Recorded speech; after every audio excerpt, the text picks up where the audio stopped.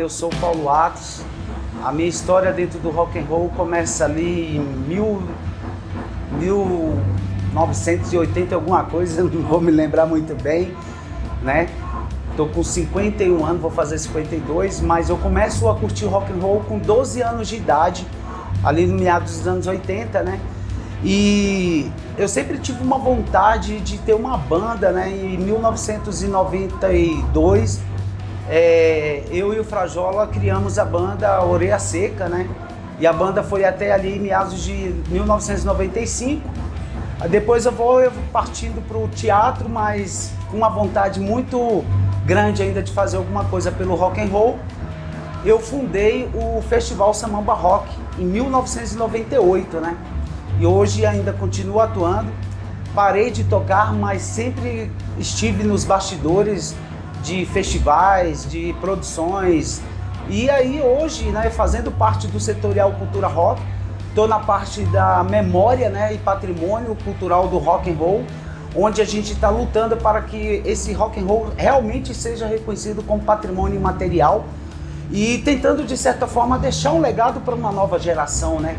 Porque tudo que a gente faz aqui hoje, a gente pensa mais para o futuro do que o presente. Paulo, e me conta como foi o teu primeiro contato com o rock and roll? Veio de família? Como é que foi o teu contato? Cara, pelo contrário, o rock and roll ele começa na minha vida da seguinte forma. Eu fui criado numa família bastante humilde, né? Com pouco conhecimento de valorização cultural, mas eu fui morar numa quadra que foi muito bacana, que nessa quadra tinha o Anarcos do Zero, né? A gente criou esse Anarcos do Zero quando a gente começa ali a andar de skate e já começando a querer curtir aquela pegada do rock. Começamos mais pelo rock nacional, mas aí eu era muito fã do Iron Maiden e acabei que fui pegando várias vertentes do rock and roll. Passei pelo punk, passei pelo metal, passei pelo grunge. E assim, hoje eu acho que a gente não tem que ter um rótulo, né? O rock and roll, eu acho que tem várias coisas boas em várias linguagens dentro do cenário rock and roll, e até a gente fala que o rock ele fala de forma transversal, né? Quando a gente diz que o rock ele não tá só na música, ele tá em vários elementos que a gente convive. Por exemplo, eu era skatista e rock and roll, mas ali a gente tinha a questão das nossas vestes, que a gente fazia questão de mostrar que era punk, ou era metaleiro, ou era grunge, sabe? Ou era new wave, ou era gótico. E aí, nessa perspectiva, eu passei por várias vertentes. E hoje estou aqui, né, com os meus 51 anos, beirando 52, trazendo essa bagagem, essa experiência que eu quero deixar, lógico, para o meu filho, que aí sim vai vir de berço, porque eu não tive isso de berço. Isso foi criado dentro do conceito da cultura popular urbana, né? Vivendo o rock and roll urbanamente falando. E hoje estamos aí fazendo alguma coisa pelo rock and roll e espero continuar assim até os meus fins de vida. Inicialmente, eu gostaria de agradecer a Paulo Atos pelo honroso convite que me fez de participar desse workshop e de que está aqui contribuindo de alguma forma para que seja reconhecido o status de o rock brasileiro tem um patrimônio do material do Distrito Federal. Como ele disse, a formação original da minha banda, Os Infernais, que eu trouxe o exemplar de uma camiseta antiga, essa camiseta de 1965, com os integrantes aqui, com exceção do baterista que ficou escondido na foto, mas foi no último show que a gente fez no Teatro Nacional, na época de 1966, um concurso de Miss Brasil.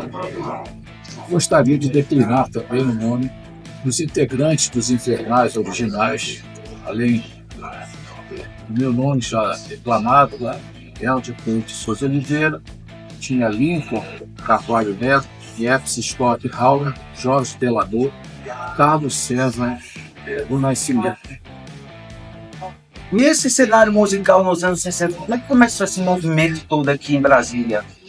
O movimento do rock de Brasília, na realidade, começou a devolver um conjunto de né? chamado R. Jones, seu conjunto, que tinha um programa onde tinha um Brasília, chamado Eles Cantam Assim. O R. Jones, governador, Gesiel Santos Mota, e eles faziam mímica na televisão, né? De conjuntos de rock também, alguns mais românticos, né? Como The Places. Isso, de certa maneira, até me inspirou um outro colega, seu irmão, Charles Alberto Pereira, que ia fazer parte de um outro conjunto, os Primitivos, uma sequência do rock brasileiro, a fazermos mímica também em Brasília. Então, começou assim. E, na realidade, a formação da banda dos Infernais, ela começa a surgir num programa que tinha no Canal 3, TV Rádio Nacional Brasileira, chamado Rapsódia da Cidade, um nome estranho, né? Fazia apresentações, inclusive de um amigo meu que era professor de capoeira naquela época, foi quem iniciou a capoeira em Brasília. Ele me convidou para participar do programa. Eu fui com outro colega meu que morava no Centro de Santo Sul, o Nieves, que ia fazer parte dos Infernais, e lá encontramos com o Nico, que estava montando exatamente um conjunto de rock. E aí ele nos convidou para ir na casa dele para tentar formar o conjunto. Ele já tinha mais dois amigos, ele morava na 707 Sul, que eram o Carlos César do Nascimento, que ia ser o baterista, e o Jorge Delano, o guitarrista base. Eu fiquei sendo o contrabaixista, embora na época do início não tinha contrabaixo no Brasil, eu tocava com baixo na minha guitarra, e o Nieves ficou sendo o crooner do conjunto e o guitarrista base também. O Lee era o solista. Agora, eu gostaria de frisar também que naquela época concorria com a gente um outro conjunto pioneiro chamado Os Regis. Os Regis. Esse nome Regis é a inicial dos nomes de cada um dos seus integrantes: Reinaldo, Edson, Alberto, Edson e Segovia, que depois veio a ser até meu cunhado, casou-se com a minha falecida irmã. E era um conjunto também que hoje, até hoje, nós temos uma relação de amizade com aqueles que sobreviveram, né? Nos Infernais, 3 já faleceram, só tem eu e o Lincoln, e nos Regis, o Reinaldo faleceu e o Segovia faleceu também. Eu ainda me comunico muito com o Edson Vitorino, que era o outro Edson, os outros eu não tenho conhecimento de onde estão. Então eu faço questão de frisar que junto conosco existiam. Depois começam a aparecer a formação de novos conjuntos nas superquadras sul.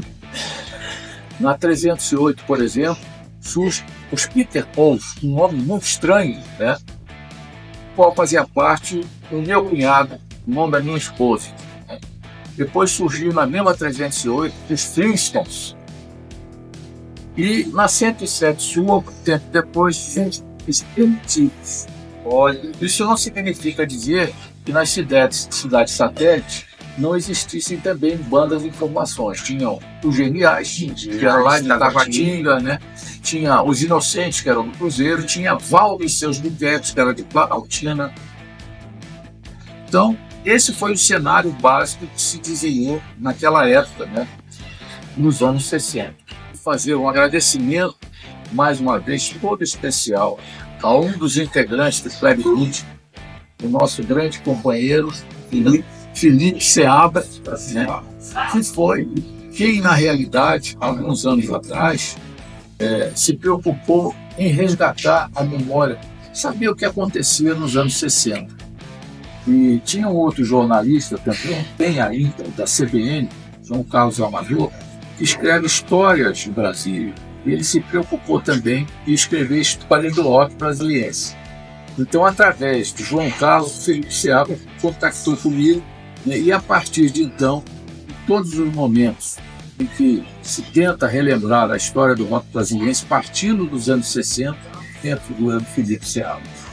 Eu que agradeço por essa oportunidade de, mais uma vez, contar um pouquinho da história dos Infernais e espero que esse objetivo de alcançar o status do patrimônio imaterial do Distrito Federal seja alcançado. Meu nome é Anapolino, eu sou guitarrista e fundador da banda Matusquela.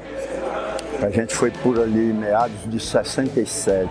Antes a gente já tocava, mas não tinha surgido ainda a palavra Marcosquela.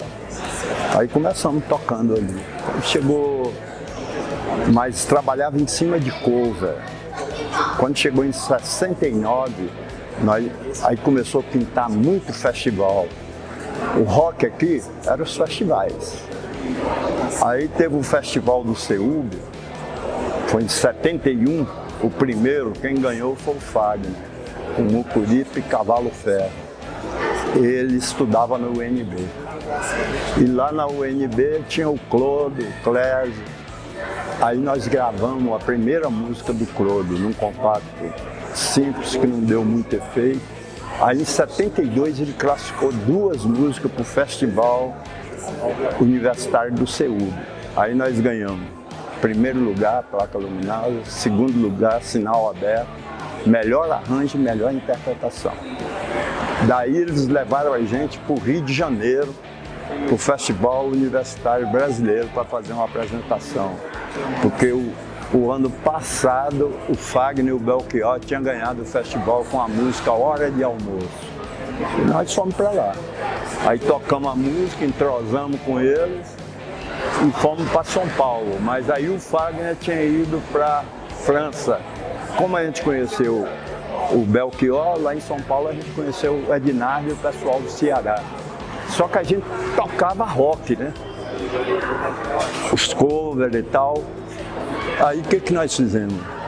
Porra, o que está fazendo sucesso, o que está chegando é esse povo aqui. Aí mudamos toda a roupagem para aquilo ali.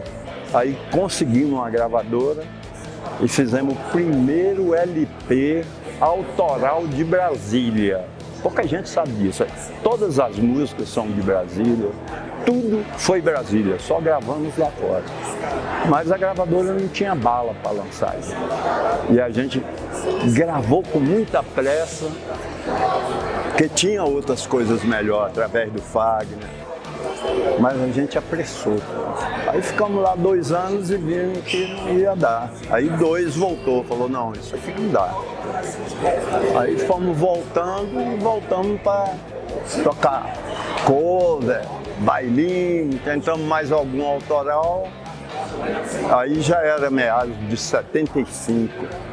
Aí quando chegou em 79, aquela formação da banda já não existia mais. A formação da banda já não existia mais. Aí ficou para aqui, para ali, volta, não volta, aí não deu mais.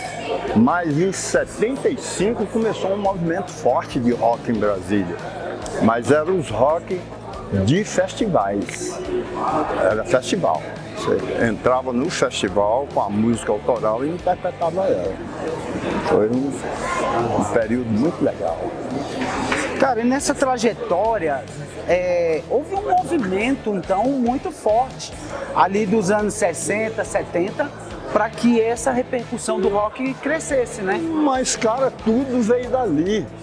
O pessoal de 80, porque eles eram autoral, eles não faziam cover, eles aconteceram, mas não conta o que ficou para trás. Por exemplo, o Clodo, o Clésio Primério, eram pessoas desconhecidas. Através desse trabalho que nós fizemos com eles, eles passaram a ser nacional. O Fagner também não era conhecido. Pô, legal. E assim, como você vê esse início do rock, né, com esses pioneiros, para esse processo todo de construção, obter espaços para tocar, como é que funcionava isso na época? Na época era fácil porque tinha muito festival, era colégio, empresas, todo mundo montando festival, então gerava até uma graninha, entendeu? Aí, em 70 e pouco, por ali, começou a vir umas casas de rock, acontecendo uma aqui, outra ali, mas já trabalhava muito em cima de cover, e cover não era o que a gente queria. Saquei. A gente queria o autoral. Entendeu? E agora, em 2022, a Warner Music pegou o nosso LP depois de 49 anos e relançou ele. Já viu isso? Então nós não estávamos errados. Aham. Entendi. E analisando esse impacto do movimento na cena cultural local. E como é que foi essa projeção nacional, assim? Porque Brasília carrega o título da Brasília capital do rock, né? Mas foi a partir da turma de 80 que criou essa mídia nacional, toda nacional. Antes ela só era aqui, ela era presa aqui. Entendi. Por isso que a gente saiu com o Fagner, o pessoal do Ceará, porque lá não tinha expressão para rock, não. Não tinha, né? Não, tinha expressão para Mutantes, outras bandas famosas. Aham. E o grande recado do mestre aí, para É que a turma, considerações finais, né? que a turma continua fazendo rock, fazendo autoral, cantando. Não perca a esperança. Boa tarde a todos. Sou Alberto, da banda Elfos. Quando eu me apaixonei por música, antes de nascer, acho que isso já vem na alma de cada um, né? A música está na alma de todos, alguns a leva adiante, outros vai esquecendo na luta do dia a dia e acaba deixando ela um pouco de lado. Isso não aconteceu comigo, minha vida toda é música e desde moleque eu comecei a ler muito, procurei aprender a ler sobre tudo para poder dizer nas músicas aquilo que eu queria dizer e nunca passar uma vergonha numa entrevista quando alguém me perguntasse sobre aquilo e eu falar não só que eu achei bonito, não, tinha que ser. Então comecei a ler tanto livros religiosos, né, das seitas, livros científicos, histórias, romances, histórias em quadrinhos. Quando você encontra uma pessoa com um peso maior do que pode carregar e você pode estar ali com ele, você começa a conversar e você descobre que nessas conversas, que não existe conversa jogada fora, você aprende muito e existe material para você ajudar as pessoas através da música a compreender melhor esse universo em que vivemos. E eu comecei a escrever muito cedo, tanto que em 74, salvo engano, saiu o primeiro Flip, que era o primeiro festival de música popular sem censura prévia. E eu estava com meus 13 anos ali, o pessoal me pediu para eu fazer as músicas, porque eu escrevia poesia, escrevia tudo para todo mundo, e eu fiz algumas músicas. E comecei a me inteirar mais disso aí. Então comecei muito cedo já escrevendo essas músicas. Por volta de 76 eu comprei uma bateria, consegui comprar uma bateria e uma guitarra usada e comecei a procurar aprender alguma coisa. Eu tinha ganhado um violão, então aprendi 2, 3 acordes, eu comecei a escrever minhas coisas. Como eu nunca aprendi a tocar direito, eu acabei virando um compositor, porque eu tenho sempre que estar fazendo uma música nova, porque eu não vou dar conta de tocar as outras músicas que passaram. Então você está sempre criando, escrevendo e tocando, né? E assim comecei o Elfos. Primeiro eu estava sentado na bateria com o violão ou com a guitarra, fazendo minhas músicas e levando. Arrumei mais um amigo e começamos a revezar na bateria e na guitarra, eu fazia os vocais. Depois entrou mais um membro na banda e nós começamos já a fazer shows maiores, participar em alguns festivais e eventos. Mas a minha preocupação era que todos participassem. Então, como eu já tinha adquirido um equipamento que era o suficiente para você tocar num bar, onde você ligava guitarra e microfone no mesmo amplificador, mas e daí? Era rock and roll. E o pessoal do bar deixava que eu montasse esse equipamento com a condição de ninguém quebrar nada, ninguém fazer bagunça. Mas todas as bandas que chegavam lá, desde que fossem autorais, estavam com espaço aberto, podia pegar o instrumento e tocar à vontade. Nós queríamos criar uma cena mais forte de rock and roll, isso em Taguatinga. E começamos a juntar essas pessoas, e aí as bandas apareciam, fomos fazendo novas amizades, montamos um estúdio de ensaio, as bandas que não tinham estúdio de ensaio podiam ensaiar no nosso. Nós ensaiávamos 3 dias por semana e liberávamos os restantes dos dias para as outras bandas, porque nós queríamos realmente que tudo isso acontecesse. E meu primeiro contato mesmo com a grande banda foi com os Folhas, porque quando eu era moleque tinha um Clube dos 200 em Taguatinga e tinha shows direto, bailes, shows, tudo rolava ali. E eu aprendi a entrar pelo fundo, pulando a cerca e assistir os shows lá dentro. Eu era moleque, eu devia ter de 9 para 10 anos. E num desses shows o Vigia veio correndo atrás de mim, eu corri para trás do palco num show dos Folhas. E o Santo Esteban, eu até conversei com ele isso num show que ele veio fazer em Brasília, ele falou, cara, naquele tempo ainda, sim, naquele tempo, ele me puxou para cima do palco e falou, não, esse garoto vai ficar comigo em cima do palco aqui até o final do show. E eu pude estar em cima do palco com uma grande banda ali eu via a magia dos camaradas, o entrosamento, quando acontecia alguma falha, que ninguém encarava ninguém, eu comecei a pegar minha aula de palco ali. Tinha as bandas de baile, que eu frequentava os ensaios deles, e era uma coisa interessante. Você sabe como é que os caras tiravam música antigamente? Era o seguinte, eles pegavam um LP, colocavam para rolar e colocavam em 16 rotações, e não em 33,5. Aí eles tiravam o baixo. Depois que eles tiravam o baixo da música toda, ali a linha toda das notas, eles subiam um tom. Aí estava na música certa. Porque você não tinha as videoaulas que tem hoje, essa facilidade das revistas, violão e guitarra. Você não tinha esse acesso a tudo isso. Então você tinha que ser autodidata mesmo. E as bandas de baile eram uma grande escola para você chegar a assistir. E sempre eles me trataram muito bem, me deixavam tocar o instrumento, a gente conversava sobre música, conversava alguma coisa, eles me ouviam, escreviam algumas coisas também, né? E aí sim, chegou ao ponto de começarmos os grandes shows do Elvis. Com essa questão de você estar montando a aparelhagem para que todos pudessem participar e tocar, a Associação de Arte e Cultura de Taguatinga ressuscitou com uma força muito boa e começamos a promover as facultas, né? Aí veio a faculta, e com o Elfos foi crescendo além daquilo que a gente esperava, porque desde o nosso primeiro show sempre fomos autoral, sempre. Nossa banda sempre foi autoral.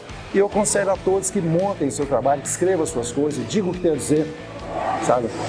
Eu tenho uma grande amiga que eu conheci durante os shows, chama Cláudia Nobre. Essa menina, ela escreve, que é uma maravilha. E as pessoas nem imaginavam isso quando olham para ela. Mas o que ela escreve são coisas fantásticas que as pessoas precisam ouvir. Então muita gente escreve, tem o que dizer, e as pessoas precisam ouvir aquilo e não sabe como, não tem coragem. Acha que aquilo é bobeira, e não é. Todo mundo tem algo a dizer e todos precisam ouvir o que os outros têm a dizer. Tá? Então, dessa forma, nós começamos com essa questão do trabalho autoral, fomos convidados para eventos que sequer imaginávamos que seríamos convidados. Acredita-se que o Elvis foi a primeira banda a tocar em festa de peão de boiadeiro, no meio do sertanejo, de tudo que estava rolando ali, a primeira banda de rock a estar tocando ali. Nós íamos em programas que era playback, mas nós levávamos equipamento, montávamos e falávamos, nós vamos tocar de verdade, põe o playback que você quiser lá, mas aqui nós estamos tocando, nós queremos o espaço. E as pessoas falavam, rapaz, vocês são loucos, vai tocar em festa de peão boiadeiro, vamos tocar em agropecuária. Sim, nós temos que levar o rock onde ele não está, onde ele está nós já ganhamos. Nós não podemos perder os espaços. Como vocês foram no programa do Ricardo Noronha, sim, um grande sujeito, nos recebeu muito bem, tivemos um retorno muito grande da audiência. Pô, mas o cara lá é brega, não interessa, meu amigo. O rock estava lá, estávamos tocando nossas músicas. E esse tipo de mentalidade atrasou bastante o rock. E tem complicado a vida do rock, são os próprios roqueiros com essa mentalidade de eu só curto metal, eu só curto death, eu só curto hard, eu só curto blues. Não é música, gente, tudo é música. Esse barulho que a gente está ouvindo lá daquele carro dando ré é música. Tudo é música. Depende da forma que nós ouvimos, né? Então é isso. Nós crescemos nesse mundo. Como eu disse para o Jean-Marie França, numa entrevista que nós estávamos dando no Jornal do Brasil, e ele pegou e falou assim, quais as influências da banda? Antes de eu responder, ele já estava escrevendo. Já estava lá, Led Zeppelin, Deep Purple, não sei quem. Eu parei, fiquei olhando ele escrever. Quando ele viu que eu estava olhando ele, eu não tinha respondido, ele parou e falou... Eu falei, coloca aí, Adelino Nascimento, Raimundo Soldado. Ele, quem são esses caras? Eu falei, meu amigo, eu cresci no tempo da M. Na mesma hora que você estava ouvindo um Pink Floyd, estava ouvindo Beatles, entrava um Genival Lacerda, sabe? Entrava um doido lá do Jackson do Pandeiro cantando com Mário Sebastiana. Então, assim, cresci ouvindo tanto tipo de música. Na minha família, eu tinha um irmão que era fanático por música italiana e francesa, o outro por música negra, o outro bolero, tangos. Então, como é que você diz? Qual a influência que você teve nesse mundo, né? Uhum. Simplesmente, eu fui incorporando tudo aquilo que eu ouvia e cheguei a conseguir fazer o Elfos. Estamos aí até hoje, desde 77, ininterruptamente tocando, né, como banda.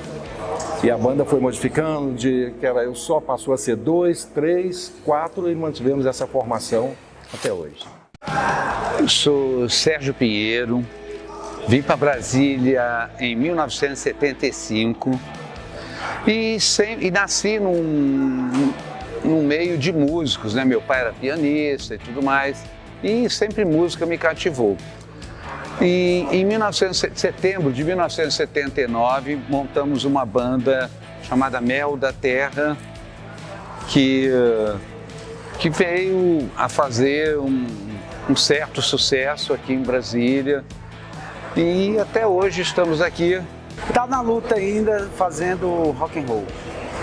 Na verdade, mais na operação de som hoje em dia, mas compondo, gravando em casa, né?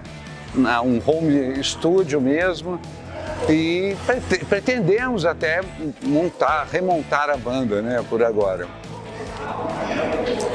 Faz um breve relato desse início da história de vocês com relação Brasília e reconhecimento nacional.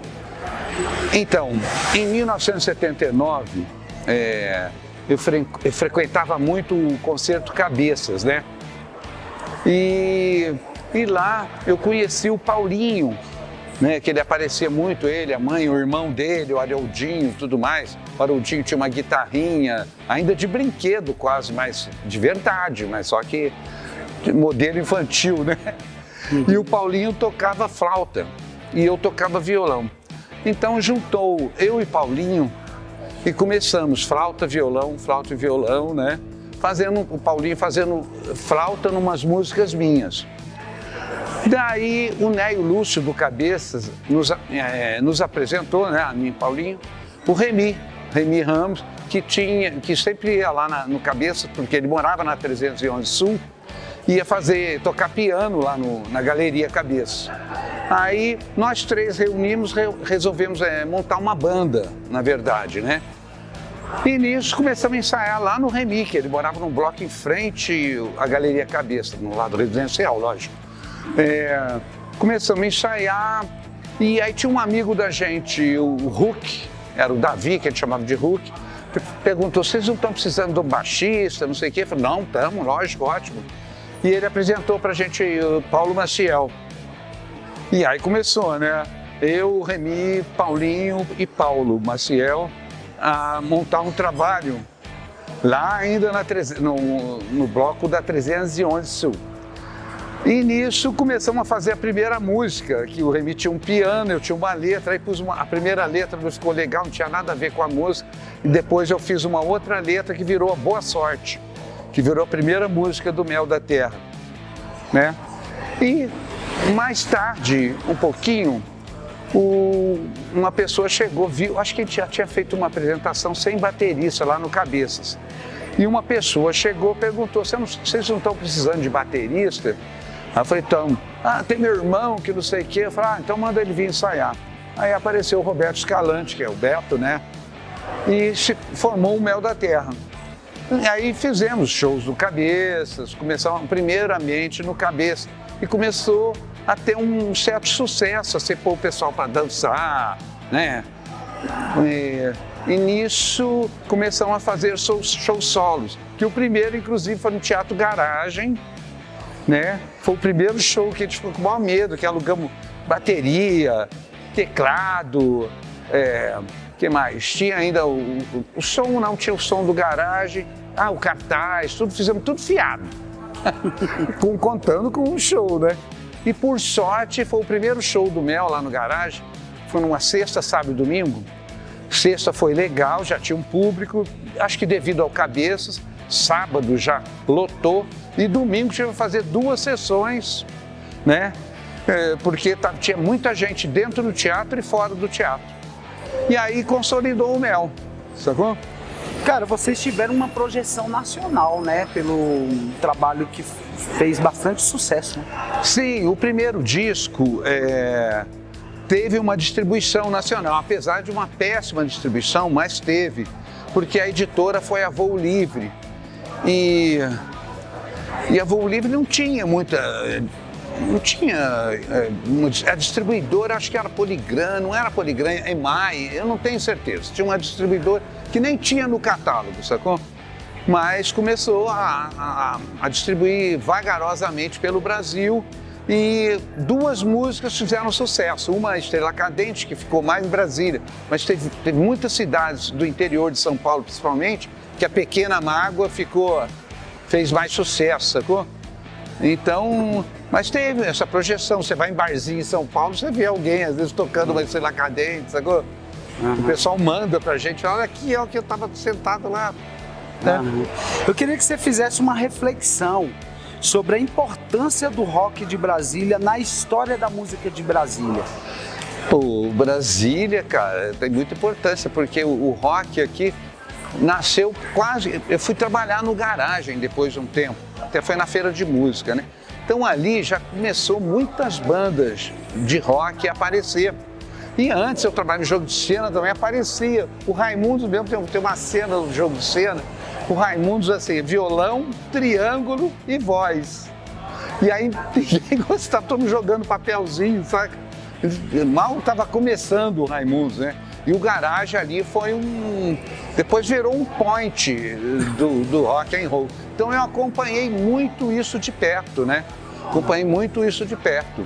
Primeiro até no Cabeças, mas no Cabeças tinha muito MPB, né, jazz, mas o rock mesmo fixou muito ali no Garagem e depois no auditório, quando o Renan também fazia aos domingos lá no auditório. Uhum. E um destaque assim que você considera para o legado deixado por essa galera que ainda existe, né? A gente tem uma galera ainda dos anos 60 até na atualidade ainda vivas. Como você vê esse legado para essa importância da construção do rock and roll? Então, eu acho que essa andança, então, antes disso, eu esqueci até de notar, no Sesc nem tinha o Teatro Garagem, tinha só o auditório. E ali, eu estudava até no Objetivo, 75, 76, tinha umas bandas que tocavam lá no Garagem. Fora as bandas de baile, né, que tinha em Brasília, tinha também algumas bandas com autorais, né? E eu lembro mais quando eu cheguei em Brasília, em 75, que ali no Sesc, no auditório do Sesc, não tinha o Garagem ainda, tinha os rocks, tinha cinema, tinha rock. E eu lembro muito de umas bandas chamadas Sol Noturno, Brisa, Nata, algumas dessas bandas, Nutella mesmo também, né? Tinha umas bandas aí. Eu ia muito assistir essas bandas. E eu não via a imprensa dar força na época para essas bandas, não. Putz, grilo, antigamente tinha até clubes, Minas, as casas de show, nem tinha muito. Era mais clube, tinha Marista, Minas, o que mais? Tinha ar livre, nós tocamos muitos aniversários da cidade, né? Muito ar livre, Giga Brasil, Rock Cerrado, aniversário, como eu falei. E as casas, a Zoom eu trabalhei mais que toquei, mas teve muito rock na Zoom também. O que mais, cara? O Grande Circular. O Grande Circular, quando inaugurou também, trabalhei mais, porque a firma que ganhou a licitação, aí eu operava palco nessa época lá no Grande Circular, claro. Putz, grilo, como é que pode esquecer? Olha, pode ver, não existe mais, ó. Ali eu achava só uma coisa no Grande Circular, só um erro. A acústica, porque o resto era perfeito. O lugar, tudo no centro da cidade, aquilo não devia morrer também não, eu acho. E como você vê essa história sendo registrada, da importância da memória que vai ficar viva, né? Que a gente sai de cena, mas isso vai ficar registrado para outras gerações. Então eu acho muito importante ter o registro dessa memória, porque senão fica preso só naqueles que fizeram sucesso, Paralamas, Legião, Plebe, né? E Capital. E enquanto o Brasil já vem bem antes disso, né? Então eu acho muito importante esse registro na história do rock and roll, principalmente brasiliense. Pô, bacana. E qual recado você daria para essa nova geração que dá essa continuidade aí? Então, não deixar o rock morrer, cara, porque eu vejo assim, nós trabalhamos, os últimos shows que eu trabalhei de rock autoral, né, em Brasília, não teve uma repercussão legal. Então eu tô achando que esse público que antigamente ali naquele garagem, naquele auditório mesmo, lotava, saca? Virava point. Eu não vejo mais isso, não estou vendo isso acontecer. Tem um público, mas não igual ao que tinha. Então, o que eu penso é que não deixa o rock and roll morrer, porque, cara, né, nós somos a cidade do rock and roll. Meu nome é Alex Podrão, nome artístico, na verdade meu nome de batismo é Alexandre Veiga dos Santos, mas sou o Alex Podrão, conhecido dentro do movimento underground de Brasília, o Rock Brasília. Comecei a minha história em 1982 com a banda Frete, com 12 anos de idade. E depois, logo a seguir, em 83, fui requisitado para os vocais da banda Detrito Federal. E aí sim começa a minha grande história. Fiquei no Detrito até 87, aonde depois saí para montar o BSBH, o Brasília Horror. Foi a primeira banda, inclusive, de crossover de Brasília. E fui até 94. De 82 a 94, estive trabalhando de forma intensa pela construção do rock de Brasília, não só no lado underground, pelo punk, pelo thrash, mas também, de forma geral, o rock de Brasília, né? O rock brasiliense. Trabalhei também na Rádio Cultura FM, tive 3 programas de rádio na Rádio Cultura FM. O primeiro mais conhecido era o Underground Waves, que era um programa que durou 5 anos na rádio, aqui na 100,9, e foi um programa onde nós tocamos muito das bandas independentes, não só de Brasília, mas também como do Brasil inteiro. Depois eu tive um outro programa chamado Bad Rock, que era um programa também voltado para as bandas independentes, de thrash, de punk, e logo no final eu fiz um programa muito interessante, que era o Ouvindo a História, que era contando a história de Brasília, a parte política, a parte econômica, a parte artística, através do rock. Então, esse momento de estar aqui contando essa história oral, né, ou imagética também, como uns gostam de falar, para mim é algo extremamente vital, até porque eu sou professor de história há 25 anos, trabalho também com a parte musical, com a percepção da música dentro da escola, e o rock sempre esteve presente, porque eu vou contar a história não só de Brasília, do Brasil, mas da humanidade, através do rock. E fiz parte desse movimento oitentista e noventista, né, porque eu trabalhei intensamente de 82 a 94 dentro desse processo, aonde a gente conseguiu lograr muito êxito, porque além de eu ter o Detrito Federal e o BSBH rodado o Brasil, conhecido todas as regiões do Brasil, eu pude estar fazendo mais de 452 shows em relação a esse movimento, o qual eu tenho muito orgulho de ter pertencido e ainda estou pertencendo, porque não só como professor de história, na pesquisa, inclusive já aqui adiantando, estou lançando um livro pela editora Caravana de Belo Horizonte, que fala dessa saga, dessa epopeia toda do rock de Brasília, que vai de 82 a 94.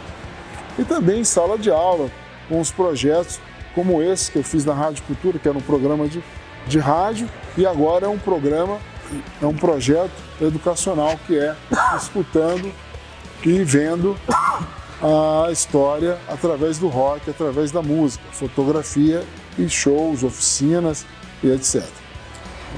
Cara, e assim, quais eram as casas que vocês tocavam? Geralmente ali nos anos 80 já tinha uns espaços, né? E qual foi os espaços que mais vocês, assim, viram como espaço do rock? Bem, esse aqui então, né, que hoje é conhecido como Espaço Renato Russo, na época, lá em 83, 84, era conhecido como Teatro Galpão, né? Foi nosso grande palco com a famosa Feira de Música, né, onde eu comecei a dar os meus grandes passos dentro dessa área musical, né, dessa área artística. Também tivemos outros espaços fantásticos, como no Cave, no Guará, onde a Legião Urbana fez o primeiro show, né, fora da colina, né, diga-se de passagem. O Teatro Rola Pedra, em Taguatinga, isso aí, tenho assim no coração um amor assim ímpar por esse local, porque foi lá que o Podrão cresceu, né? Eu saí aqui da 416 Sul pegava o ônibus e subia a serra, porque nessa época não tinha Vicente Pires, não tinha Arniqueiras, então a gente chegava, era só pinheiros, né? A gente vinha aqueles pinheiros gigantes, chegava em Taguatinga, ali no centro de Taguatinga, e ia para o Teatro Rola Pedra, tocar lá com Detrito, né? As bandas todas, Legião Urbana, Plebe Rude, Finis África, o mímico Miquéias Paz, porque também tinham outras linguagens que estavam associadas a esse processo, que eram também as linguagens do audiovisual, do teatro, cineastas como Plínio Rocha estava começando ali também, né? O próprio Ari Para-Raios, com seu grande teatro de rua, também se apresentando ali. Então, toda essa confluência artística também, de certa forma, ajudou nesse processo histórico de construção do rock de Brasília e de toda a musicalidade de Brasília. E um momento inusitado, assim, que ficou registrado na sua memória, que você fala assim, caraca, aquilo ali foi engraçado e fez parte da história e faz parte da história até hoje? Cara, nós tivemos vários, né? Eu até seria leviano falar assim, aquele que se mais destacou. Mas eu lembro de uma história muito fantástica, muito legal, que foi, inclusive no meu livro Retrato, falo muito sobre isso, que foi o chamado Plano Mosca, né? O Plano Mosca, na verdade, foi arquitetado por músicos da cidade lá da época, né, de várias bandas, de tomar o coreto do Gilberto Salomão, que até então era um espaço que era destinado à cultura, mas naquela época a playboyzada era super avessa ao rock e, de certa forma, as bandas estavam começando a despontar no cenário brasileiro e isso, de certa forma, trazia um certo ciúme por parte dessa rapaziada que não tinha uma massa intelectual muito avançada e a gente tomou de assalto um belo dia, chegando com os equipamentos na mão, né, descarregamos tudo do caminhão, plugamos tudo ali nos postes, fizemos um show fantástico que foi até de madrugada, até quando chegou a polícia, né, com o prefeito do Lago Sul, falando, vocês não podem mais ficar aqui, vocês estão incomodando aí a comunidade. Mas o legal disso tudo foi que nós marcamos um espaço e a partir dali nós vimos que foi um divisor de águas, porque as bandas de Brasília, as bandas independentes começaram a fazer a mesma coisa. Elas começaram a tocar na rua, elas começaram a tocar em cima de parada de ônibus, começaram a se atrever a sair realmente para a rua. Cara, eu nunca vi isso. Brasília tem e teve naquela época essa característica fantástica do atrevimento, da ousadia. Isso que fez parte do rock de Brasília, que deixou assim bem mais destacado em relação ao âmbito nacional, do rock nacional, né? Porque a gente não via em São Paulo, no Rio de Janeiro, os caras estavam tocando danceteria ou teatro, a gente tocou na rua, cara. A gente tocava em escola, a gente tocava em cima de parada de ônibus. Era uma época difícil, porque nós tínhamos aí o final da ditadura, que era aquela etapa chamada ditadura moribunda, que era 83, 84, 85, que ainda os caras engrossavam o caldo, né? Ainda tinha estado de sítio, tinha tudo aquilo ali. Então você imagina uma molecada com 13, 15, 16 anos, chegando nesses espaços populares, no meio da rua, né? E montando seu equipamento e fazendo rock and roll. Bom, meu nome é Felipe, mais conhecido por uma pequena parcela do rock do submundo como Felipe CDC. Isso por conta do encaixe do disco de Sepultura, chamado Morbid Vision, onde tinha um cachorro, não tem, né, um cachorro com uma peruca preta no encaixe. E aí uns amigos do DI, a famosa Praça do DI em Taguatinga, me apelidou de cara de cachorro. Apelei, o apelido pegou. E aí, depois de um tempo, eu comecei a me apresentar como Felipe CDC e tal. Então, muitas pessoas hoje me conhecem como apenas CDC, então não sabem nem quem é cara de cachorro e nem muito menos meu nome, né, cara? Então, pra muita gente, molecada nova, é só o CDC e mais nada, né, cara? E eu tô nessa história do rock já tem um tempinho, né, meu? Já tem aí, sei lá, 81, 82, 83, por aí, que foi quando, criança ali ainda, comecei a ouvir os discos da minha irmã Marta, que a gente morava no Cruzeiro Velho, e ela tinha os discos, dos quais eu tenho alguns lá em casa ainda, outros ficaram com ela, mas eu sei que o Secos e Molhados está lá em casa ainda, é um disco que eu tenho um carinho enorme por ele. Led Zeppelin, Mel da Terra, que é a banda de Brasília, esse deve estar com ela, com minha irmã, que afinal de contas isso que é dela. E Kiss, né, cara, e tal. E aproveitei e peguei também alguns programas de TV que passavam muitos clipes, né, cara, clipes de bandas maiores e tal. E eu conheci algumas bandas através desses programas, e foi por conta desse programa que eu montei minha primeira guitarra de um pedaço de madeira, um papelão que eu serrei, fiz minha guitarra e me achava o Angus Young lá do Cruzeiro Velho. E também na quadra que eu morava, era a mesma quadra 10, onde o pessoal de Sepultura de Brasília ensaiava. Então, nas minhas folgas de futebol, para quem não sabe, eu sou um craque, eu ia até o ensaio do Sepultura e criava lá os caras ensaiando, né? Cara, e aquilo ali sempre ficou na minha memória afetiva, memória toda ali que eu tinha, né, cara? E falei, pô, é legal isso. Eu vi os holds do Sepultura, minha mãe tinha um bar no Cruzeiro Velho, como ela criou os meus outros irmãos, a Marta e o John também, né, cara? A grana desse bar e tal. E eu via esses caras na rua, comprando pinga de alambique lá em casa e indo pra rua curtir som, cara. Eu ficava observando isso, esse movimento deles. E de um desses holds, inclusive, eu comprei o volume 4 Black Sabbath. Esse disco eu tenho até hoje, cara. Um disco que eu tenho um carinho especial por ele e tal. E desde então eu tô aí, né, meu? Nesse tal desse rock and roll aí. Você iniciou a tocar com qual ano ali? E quais foram as bandas que você já tocou? Você lembra? Bom, cara, esse lance de banda surgiu na minha vida, assim, talvez em 86, quando eu mudei, antes até. Quando eu mudei para Taguatinga, eu conheci algumas pessoas e eu comecei a ir a alguns ensaios.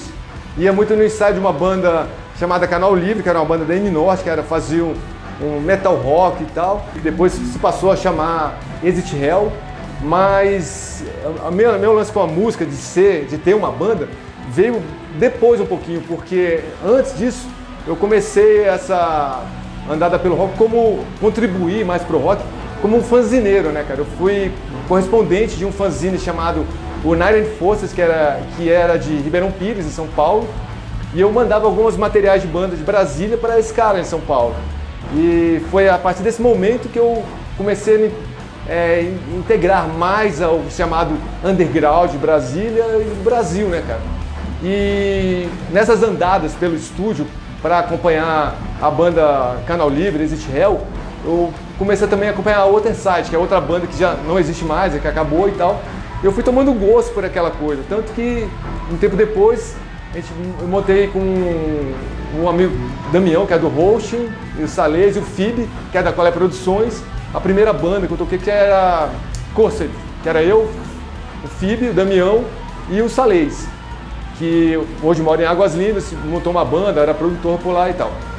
E depois veio o HCS, que era uma banda hardcore, e do HCS veio o Death Slam em 4 de outubro de 1990, inclusive tem esse show aqui, ó, agora comemorando 34 anos de banda, com o Slam Fest, que é um festival que a banda já produz, já tem alguns anos e tal. E é isso mesmo.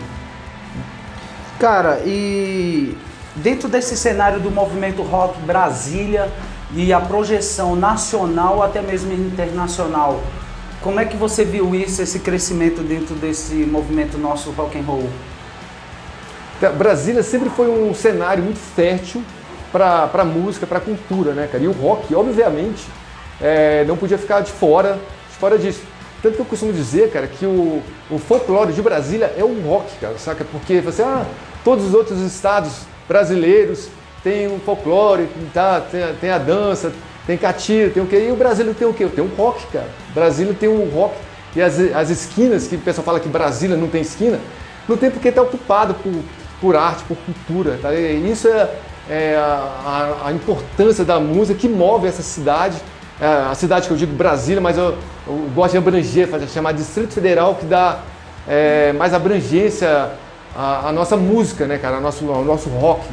E eu acho de vital importância que se tenha esse reconhecimento a essa música que fez parte, faz parte, que com certeza absoluta fará parte do futuro de Brasília.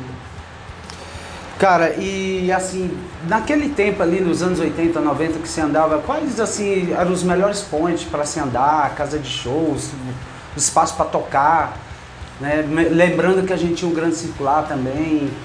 O que você poderia retratar sobre esses espaços aí, equipamentos que a gente tinha? Cara, Brasília sempre foi muito carente, apesar de ser considerada a capital do rock, aí fica mais uma luta para se travar, que é ter o nosso espaço para o rock, né, cara? Porque somos a capital do rock, ok, massa. Temos o rock como bem material, mas e nosso espaço para se produzir shows? Temos que lutar por isso, saca? E esse era um espaço que o Gran Circular, há muito tempo atrás, um lugar maravilhoso, próximo à rodoviária, fácil acesso para todo mundo, abrigava o rock em algumas datas específicas. E o Ronan, na Morte Produções, tem uma importância essencial nessa parte, de que ele desbravava os lugares para fazer shows em Brasília. Ele tinha lá o Teatro Garagem, na 913 Sul, o próprio Gran Circular, e alguns outros colégios que o Ronan fazia parte, né? Conseguia acesso a esses colégios auditórios para fazer esses eventos.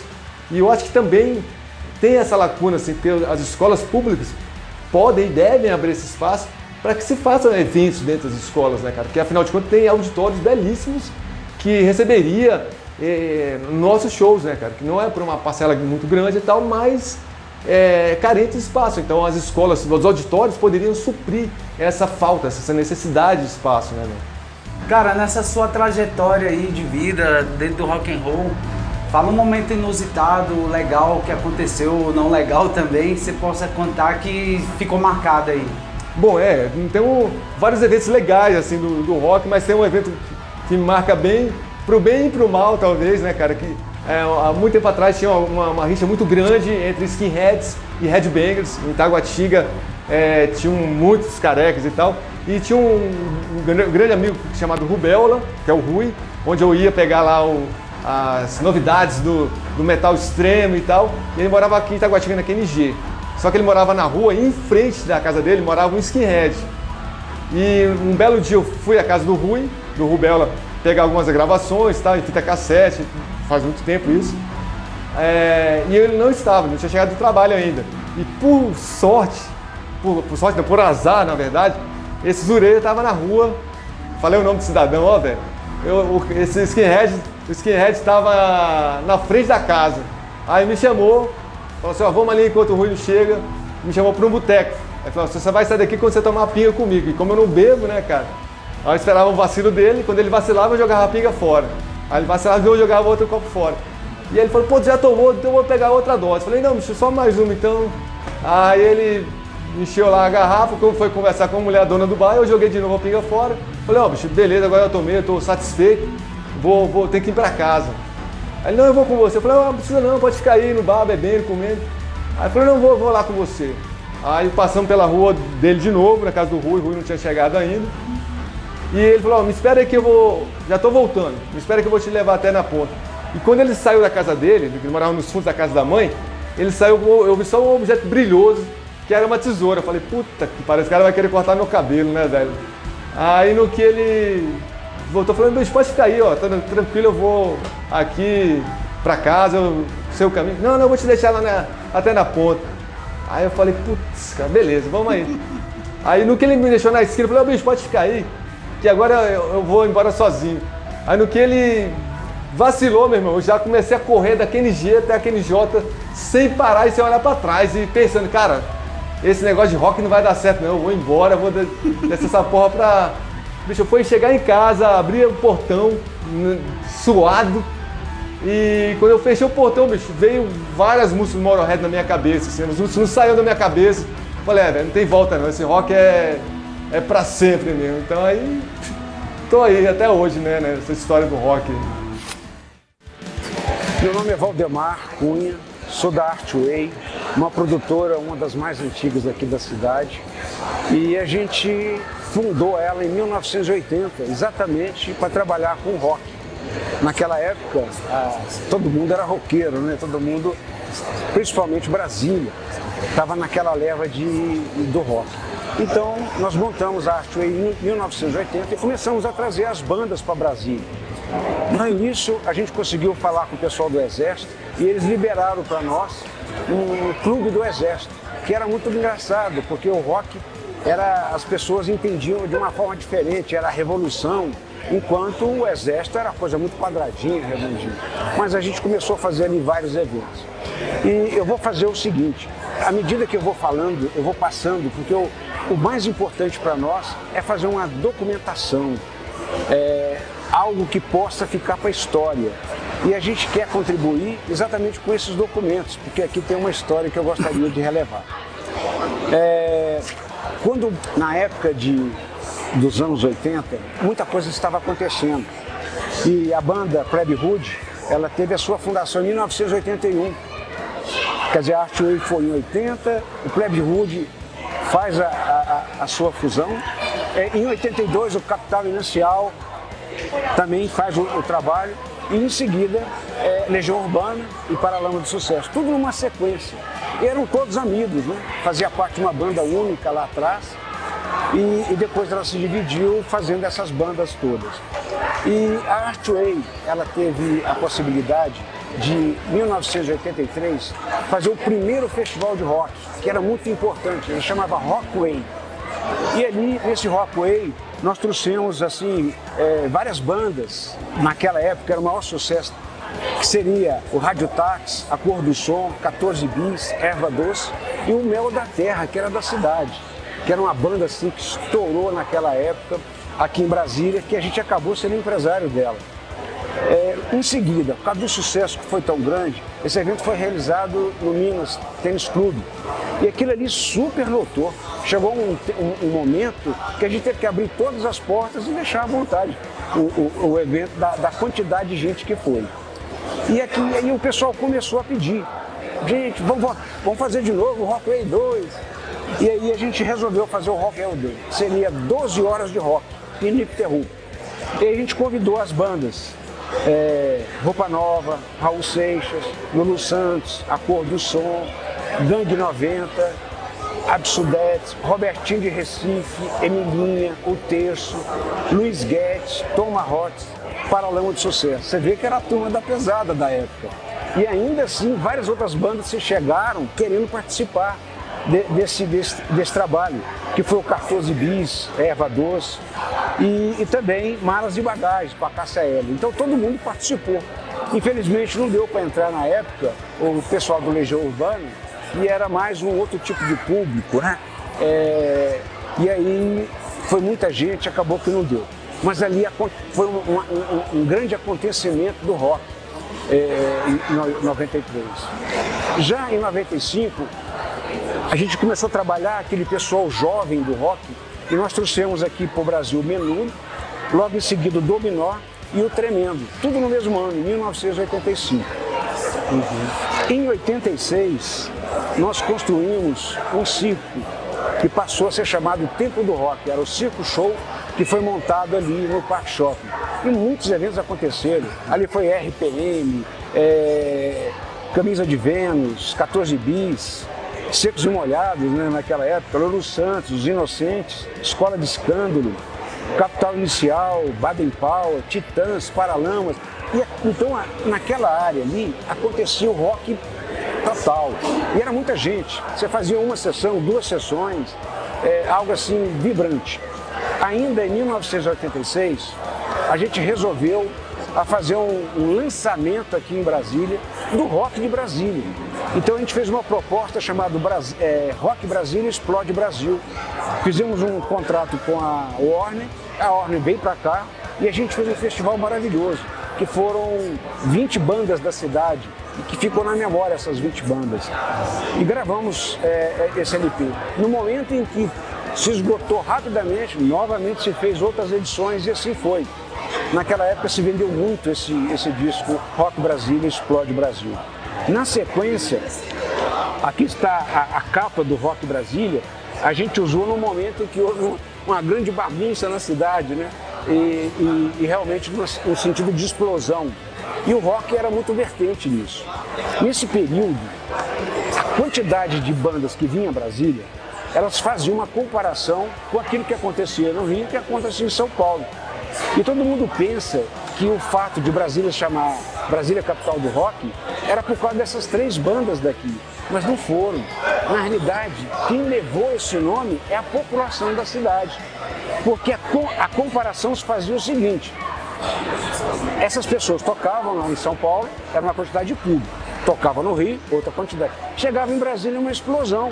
Então essas bandas de fora do Rio e de São Paulo é que passaram o título de Brasília como Brasília capital do rock.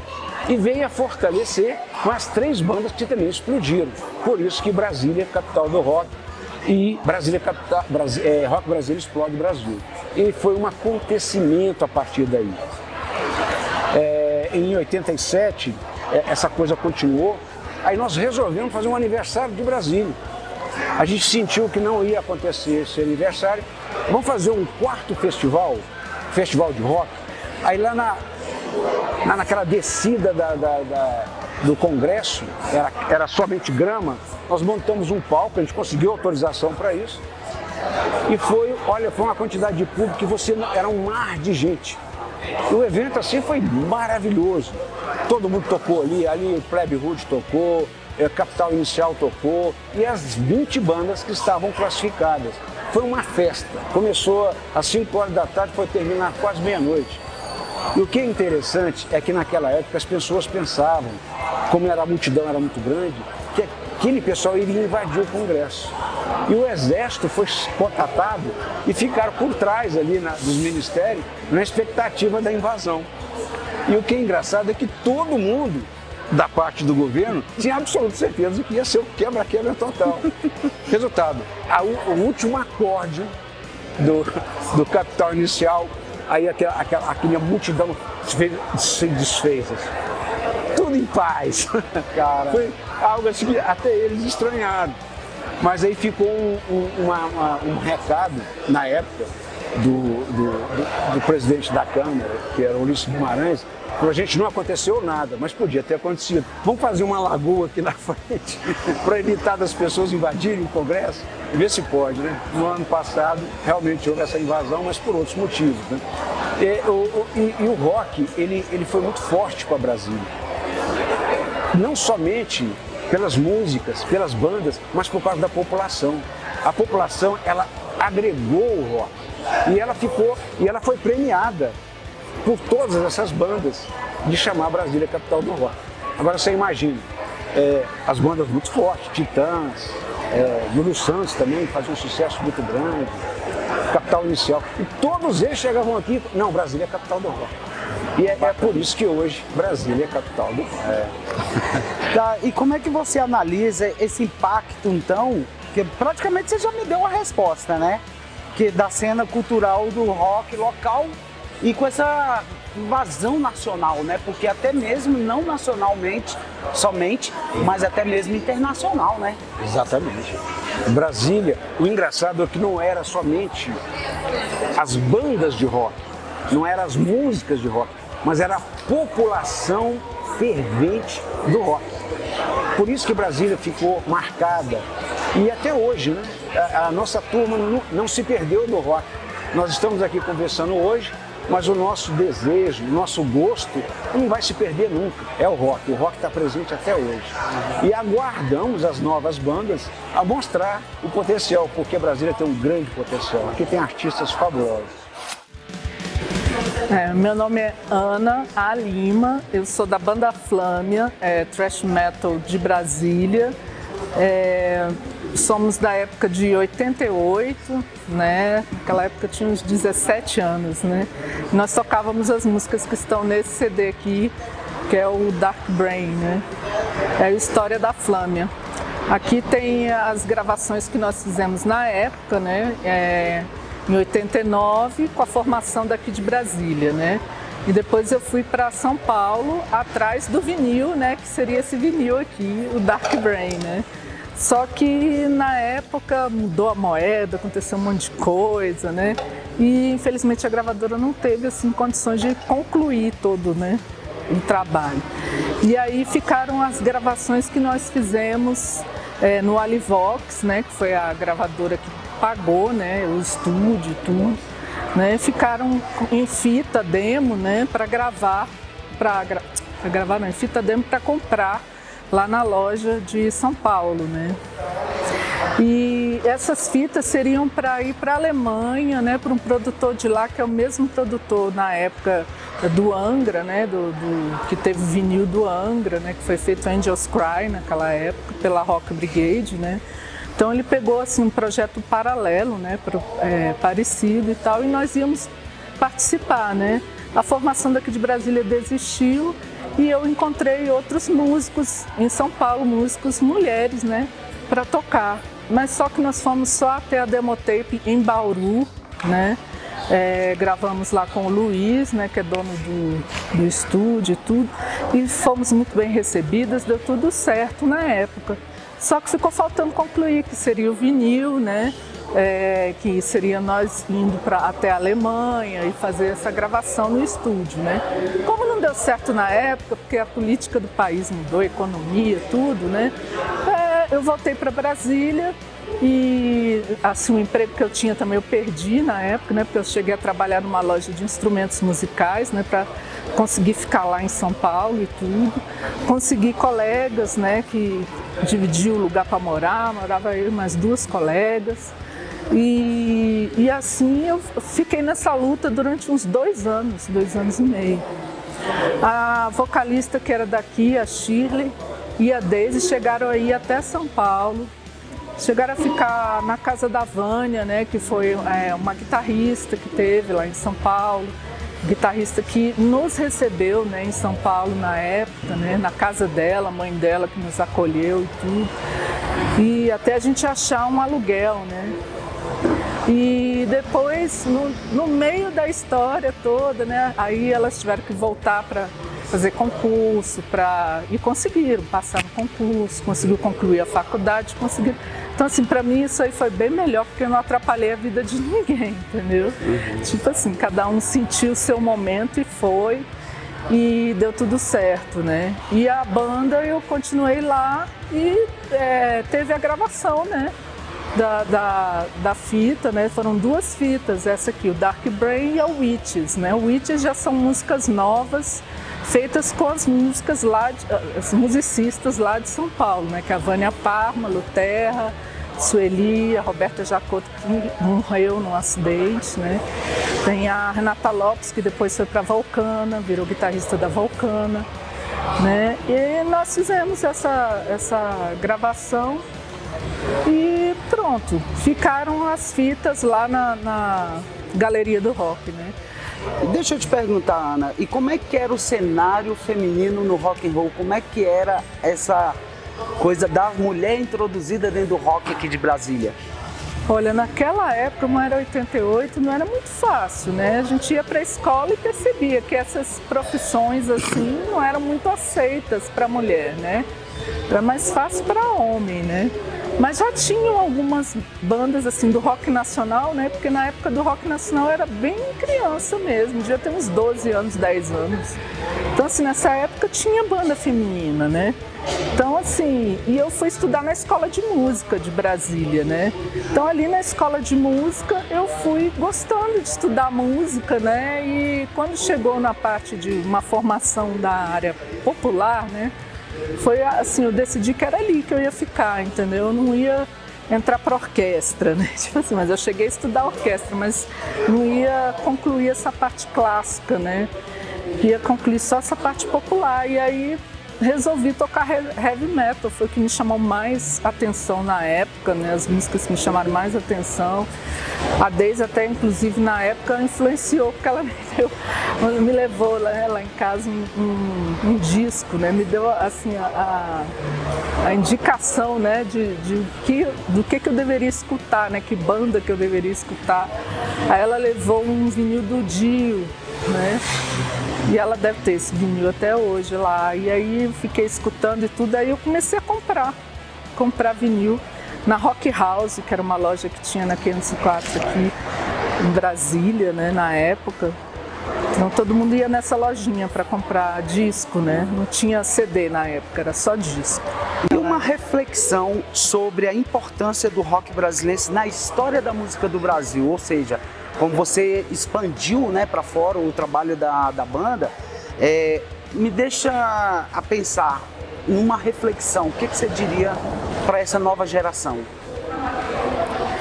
A nova geração não sei nem o que dizer, porque agora eles têm tanta coisa que a gente não tinha naquela época, como internet, Instagram, tanta coisa que dá para trabalhar, né? Assim, o pessoal já faz show com mais facilidade.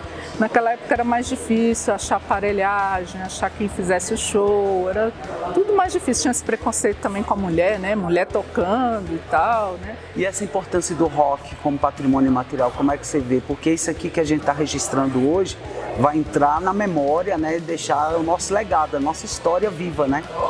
Olha, eu fico assim, feliz de poder estar aqui falando, porque tudo isso que eu te contei agora, né, foi muito difícil naquela época, né? Eu era ainda muito jovem, não podia ir, meu pai não deixava ir, as minhas colegas de banda também, né? E tinha que estudar para concurso, tinha que estudar para arranjar um bom emprego, se não é concurso, é um bom emprego no comércio, essas coisas todas. E ao mesmo tempo tocar, né? Então sustentar toda essa ideia não é muito fácil, né? Bom, meu nome é Marcos Pinheiro, eu sou jornalista, DJ, apresentador, produtor, assessor de imprensa, sou do Rio de Janeiro, já estou em Brasília desde 1983 e talvez muitas pessoas me conheçam aí a partir do programa que eu faço, que é o programa Cult 22, programa que é veiculado pela Rádio Cultura FM 100,9 junto com a Rádio Web do Cult 22, já teve passagem pela Rádio Transamérica, já teve passagem pela Web Rádio 4 tempos, mas desses 33 anos a sua maioria na Rádio Cultura, só na Rádio Cultura já são quase 27 anos. Cara, faz um breve relato sobre esse início da trajetória do rock, né? Na sua participação dessa trajetória, né? Você não é nascido aqui, né? Você é do Rio, mas pegou um bonde grande da história, né? Isso, eu vim para Brasília em 83, no primeiro momento eu ainda não conhecia praticamente nada em Brasília, mas a partir de 84, principalmente que foi quando eu entrei na UNB, que eu sou formado em jornalismo pela UNB, eu comecei a entrar um pouco mais nesse meio da galera de Brasília, do circuito, e aí eu comecei até a conhecer as pessoas que faziam música em Brasília. Até entre os colegas da faculdade de comunicação, tinha alguns que tinham bandas, né? O Militão, que era da banda 69, tinha o Mário, que era da banda Fama, Mário Salimão. Então a gente começou ali a entrar um pouquinho nessa questão do mercado e a partir desse ano também de 84, 85, eu comecei a frequentar mais os shows um pouquinho maiores em Brasília, que foi nesse momento da transição em que essas bandas, né, aquela tríade, né, Legião Urbana, Plebe, Capital e também Detrito, Escola de Escândalo, de Sofisticado, as bandas estavam começando a chamar mais atenção, Finis África, né? Então foram bandas que eu acompanhei bastante ainda no início, né? Eu não cheguei a pegar as embriões, tipo Aborto Elétrico e tal, mas já peguei a fase com as bandas já formadas e começando a se projetar em nível nacional. Então eu tive a oportunidade de ver vários shows históricos aí, como um show que teve Plebe, Legião Urbana e o Traje a Rigor no ginásio do Wilson Nelson em 85. Antes eu tinha visto um show da própria Legião Urbana lá na Sala Funarte Cássia Eller, que hoje é Sala Funarte Cássia Eller. Estive naquele histórico show da Legião Urbana lá também, do Quebra-Quebra, lá no Mané Garrincha. Vi a Plebe Rude, vi Capital Inicial e vi várias bandas. Então foi um momento ali de muita efervescência para o rock brasiliense em termos de nível nacional, né? Porque foi também uma efervescência de uma nova geração do rock nacional, né? Eu sempre costumo comentar que a primeira edição do Rock in Rio, que aconteceu em janeiro de 85, foi um divisor de águas, foi uma pedra muito importante para essa abertura do mercado, até então, inclusive do mercado internacional, né? Até então essas bandas de rock, né, que lançavam discos internacionalmente, você às vezes não saíam no mercado brasileiro, você tinha que comprar importado, viajar ou comprar importado. E a partir do Rock in Rio houve essa abertura, começaram a ter os lançamentos simultaneamente na gringa e aqui, e principalmente abriu muito espaço para essa nova geração do rock brasileiro, né? Você está falando Brasília, mas do rock brasileiro, dessa geração toda que eu falei, dessas bandas de Brasília, mas que teve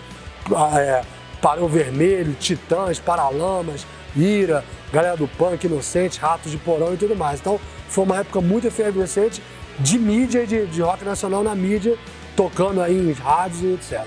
A gente começou, na verdade, a partir, como eu falei, na UNB, a gente tinha um grupo de amigos e tudo mais, e eu paralelamente à atuação com a área cultural, com essa coisa do rock que eu já gostava, eu atuei muito também na área de esporte. Então, na verdade, eu comecei na Rádio Cultura FM fazendo um programa de esportes, FM Esporte, que era um programa que a galera que fazia o programa eram ex-colegas meus de faculdade ou ainda alguns que ainda estavam se formando na faculdade, na UNB. Então a gente fez esse programa de 1990, do início de 1990 até o final de 1992. Era um programa inicialmente semanal aos sábados, né, que a gente fazia, entrevistava a galera do esporte, organizadores de eventos, atletas, treinadores, etc., notas e tudo mais, e que tinha também ali uma programação musical, um programa feito para FM, né? Então a gente tinha as músicas no fundo para fazer as trilhas e tal, intervalos entre um bloco e outro com música e sempre puxando mais para coisa do rock, alguma vez uma coisa do reggae também, pop rock, etc. E fazendo o programa FM Esporte, eu conheci o Carlos Marcelo, que era ainda, na época, estudante, quase formado na UNB, quase formando na UNB, e a gente percebeu entre nós uma identidade muito grande, musical mesmo, de afinidade musical, de gostos, etc. E aí, nesse ínterim, de eu fazendo esse programa como colaborador da Rádio Cultura FM Esporte, eu comecei a trabalhar na própria rádio. Já formado em jornalismo, né? Então eu comecei a trabalhar na rádio como redator, como repórter. Carlos Marcelo começou também a colaborar na Rádio Cultura, fazendo um outro programa chamado Ideia Nova. E aí a gente teve a ideia de fazer juntos o Cult 22, que é um programa que tocasse rock de todos os tempos, em vários estilos. Por quê? Porque a Brasília já tinha aquela alcunha que vinha nos anos 80 de capital do rock, mas não tinha e não tem até hoje, né, uma rádio especificamente só de rock, uma rádio específica de um canal de rock. A gente não ia ter ali naquele momento a pretensão de fazer uma rádio toda de rock, mas pelo menos um programa que abrangesse um pouco essa história do rock. Então nós viemos com essa proposta em 91 para o pessoal da Rádio Cultura, depois de uns 2 meses mais ou menos a gente ali negociando e também gravando o piloto e tal, a gente estreou o programa em outubro de 1991. Um destaque, um legado deixado pelas essas bandas antigas que, na verdade, a gente sabe que o rock não morreu, né? Mas um grande legado que você considera para essa continuidade? Cara, eu até quando teve aqui o lançamento, a cerimônia do Dia do Rock Brasileiro, na hora que eu participei da mesa lá e eu pude falar um pouquinho, é importante sempre a gente frisar, né? O rock de Brasília não começou com essa geração que estourou nos anos 80. Esse rock de Brasília começou nos anos 60, a gente falou até dos Infernais, até estava o Eldir aqui, o Eldir Queiroz, da banda dos Infernais, representando, e foi uma banda pioneira mesmo, banda formada em 64, ou seja, fez 60 anos agora, em plena época que estava entrando num período de ditadura, de fechamento de uma série de coisas, né, de repressão e tudo mais. Então, os Infernais, Matusquelas, depois mais pra frente o Tela e outras bandas, Mel da Terra também, que foi uma banda que quando eu cheguei em Brasília em 83, me surpreendeu. A música, aquela Estrela Cadente, era um sucesso nas FMs locais, tocava na extinta Rádio Atlântida, Rádio Manchete, e era de uma banda local, quer dizer, uma banda independente local, tocando na rádio local. Foi a primeira banda assim, que eu travei contato em Brasília ouvindo nas rádios.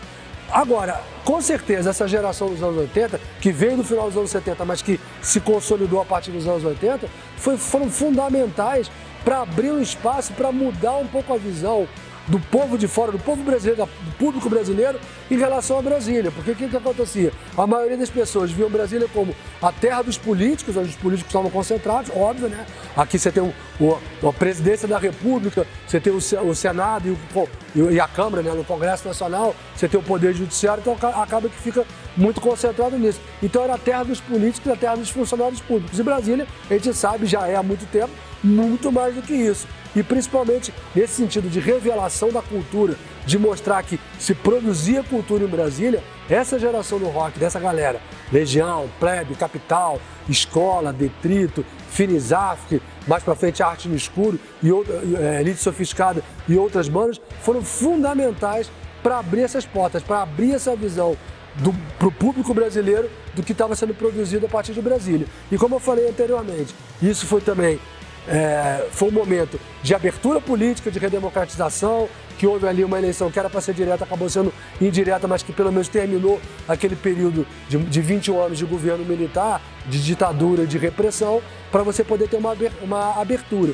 E essa geração foi muito importante para expressar isso. para mostrar isso, que tipo assim, aquela coisa que estava represada e que, né, foi um vulcão que entrou em erupção ali e que soltou aquilo tudo, né, para aquela geração que na época tinha seus 20 e poucos anos de idade. Eu me chamo Carlos, o pessoal me chama de Carlinhos, sou proprietário dos estúdios de mercearia aqui em Taguatinga.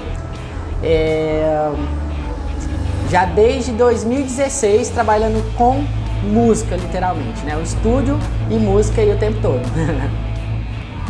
Eu comecei em 2001 com banda, né, e tal. Punk rock, assim, bem coisa de moleque mesmo na época. Cara, já toquei... De nome, eu não vou lembrar de todos, mas a gente tocou em tudo. Já tocamos em Braslândia, Planaltina, Sobradinho, Plano Piloto, Samambaia, Riacho Fundo. A gente tocou muito no Blackout. Acho que o Blackout mudou várias vezes de lugar também, né? Tocamos muito no Blackout. Na época, assim, mais banda assim, nessa época de moleque mesmo, só no Blackout, que eu lembro de cor assim os nomes, porque mudava muito, né? Não tinha essa... Depois, com mais tempo, assim, já com outras bandas, fazendo cover do Green Day, eu cheguei a tocar no Underground. Também no antigo do Marcelo, acho que era o Red, né? Era que chamava? Red Rock. Saloon também. Oi? Saloon Red Rock. Isso, Saloon Red Rock também. Que aí era isso também. Tocamos muito, por incrível que pareça, antigamente tinha os aniversários das cidades, a gente tocou muito no aniversário de Taguatinga, tocamos no aniversário do Riacho Fundo. Que mais? É isso, tocamos muita casa aí que infelizmente já fecharam, né? Cara, quais foram as referências das bandas antigas que você tem como referência desse rock brasiliense e que fez com que você entrasse nessa cena rock and roll? A DFC, Canelas de Cachorro, Canela Seca, acho que era de Brasília também, né? Canela Seca, a gente tinha a referência deles.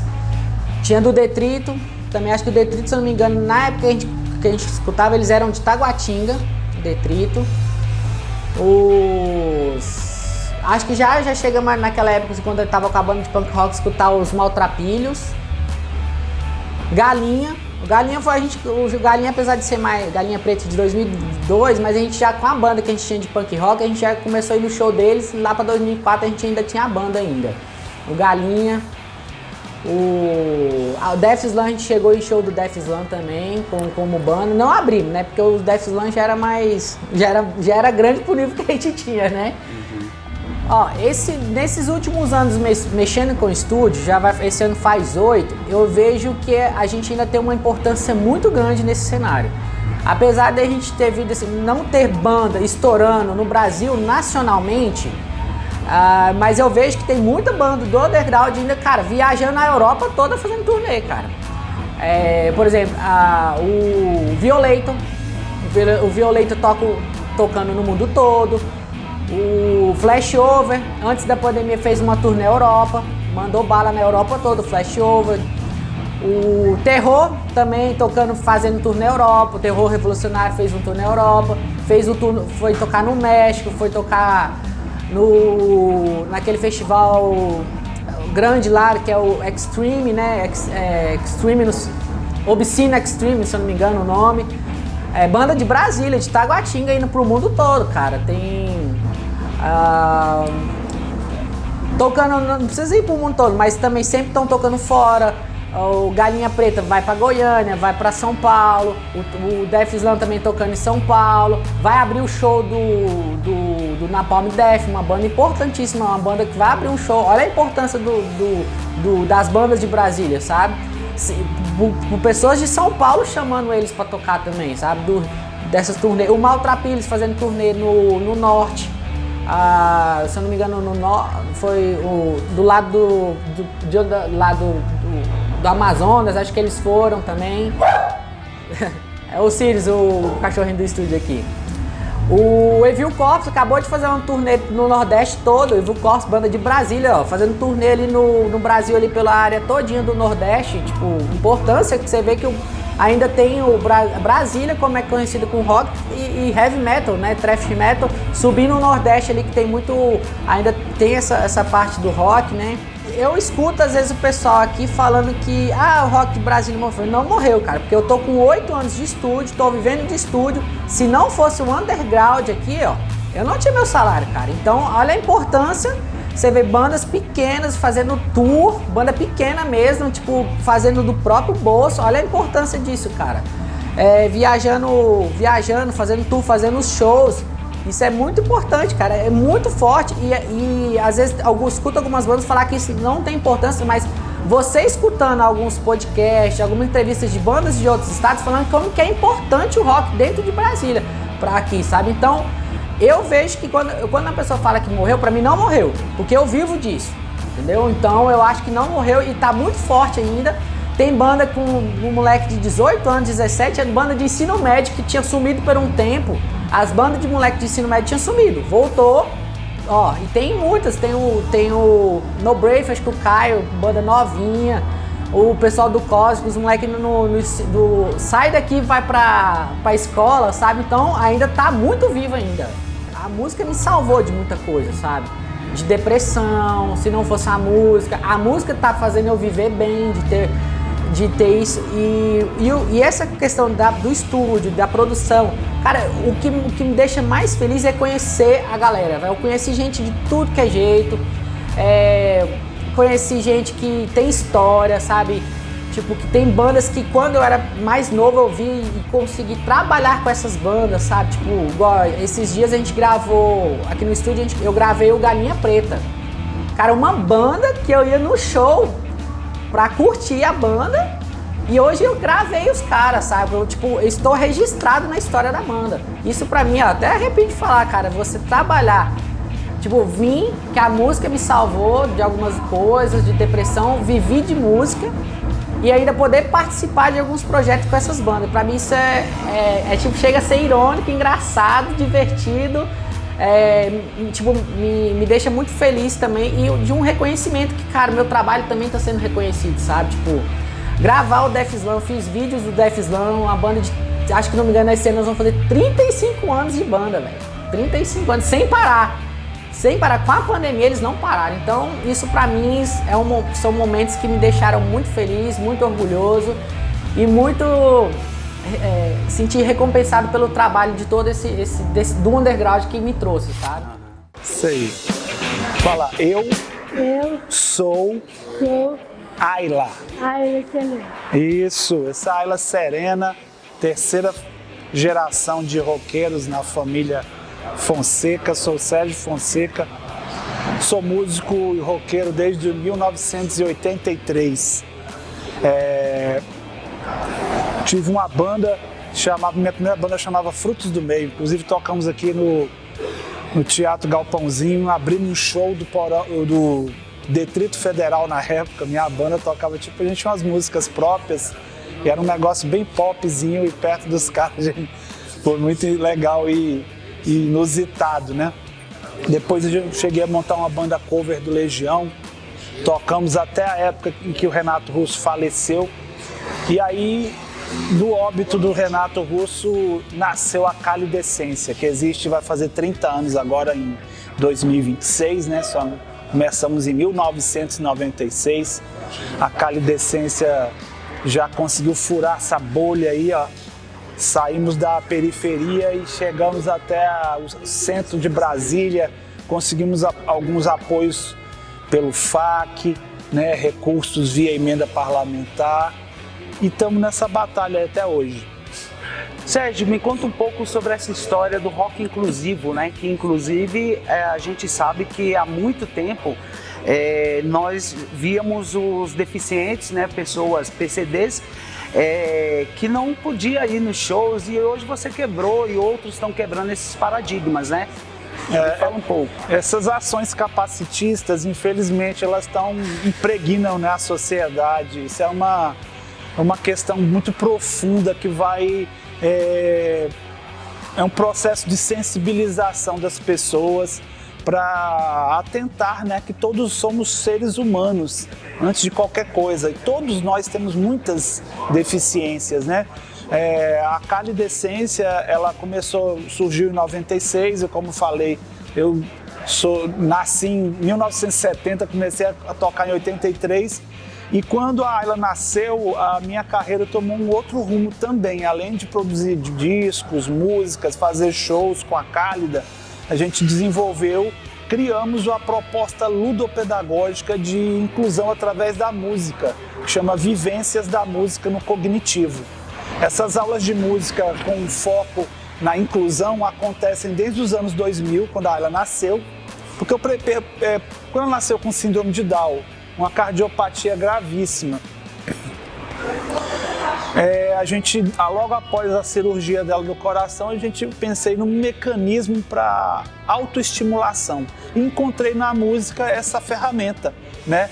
Que hoje a Ayla conhece mais de 5.000 músicas, ela conhece vários estilos, é uma pessoa extremamente envolvida com a arte, com a cultura, desde que ela nasceu. O primeiro show que eu fiz após o nascimento, ela estava lá, e sempre nos palcos, e a gente quebrando essas barreiras, esses tabus, né, esses preconceitos que infelizmente existem na sociedade. A Calidescência é interessante salientar que a gente, desde os anos 2000, a gente vem fomentando essas ações de inclusão, né?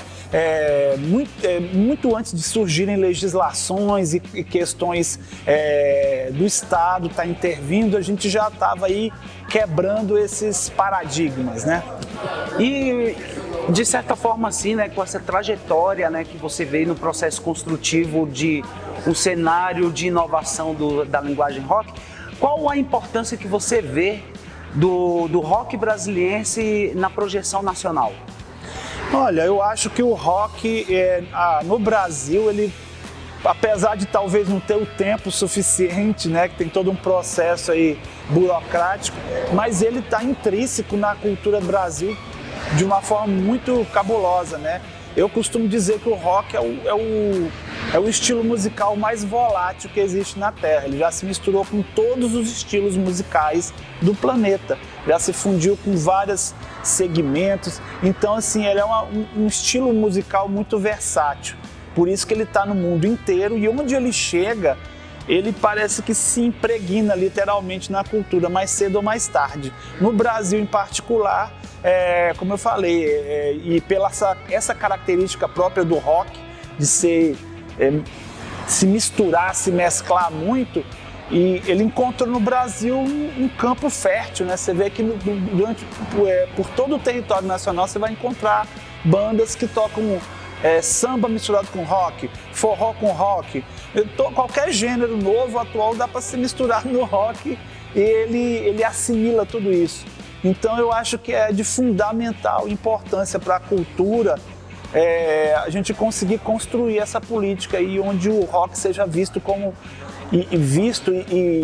como esse patrimônio imaterial mesmo que ele é, que ele atravessa gerações, que ele não tem fronteira de nada, né?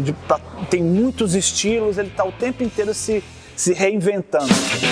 Eu sou a Gabriela Ávila, sou artista de Taguatinga, vocalista da banda Madame Bovary, também de Taguatinga, de rock autoral. A banda Madame Bovary existe desde 2013. Eu estou um pouco mais recente na banda, entrei no ano passado, sou a terceira vocalista desde essa história. E a Madame surgiu em 2013 e ali para os anos de 2017, 2018 teve um grande impulso, participou de muitos momentos e movimentos da cena autoral em Brasília. Foi 2 vezes finalista do FINCA, do Festival de Música da UNB. Participou do compilado de músicas do CD Tomahawk 4 da Transamérica. Participou também da final do Brasil Independente em 2019 pela Rede Globo, tocou no Coma.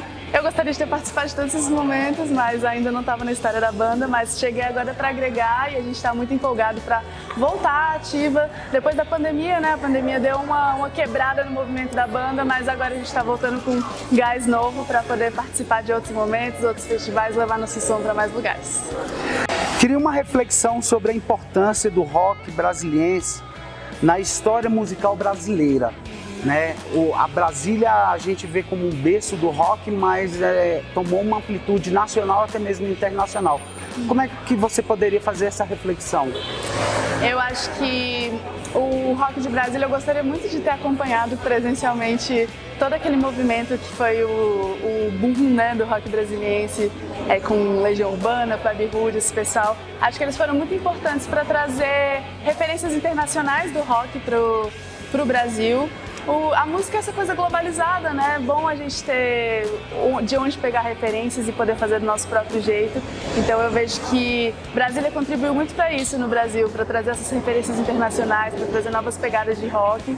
E estamos aí com muitos talentos, não só na Brasília plano piloto, mas nas regiões administrativas. Taguatinga tem uma cena super legal, Gama também.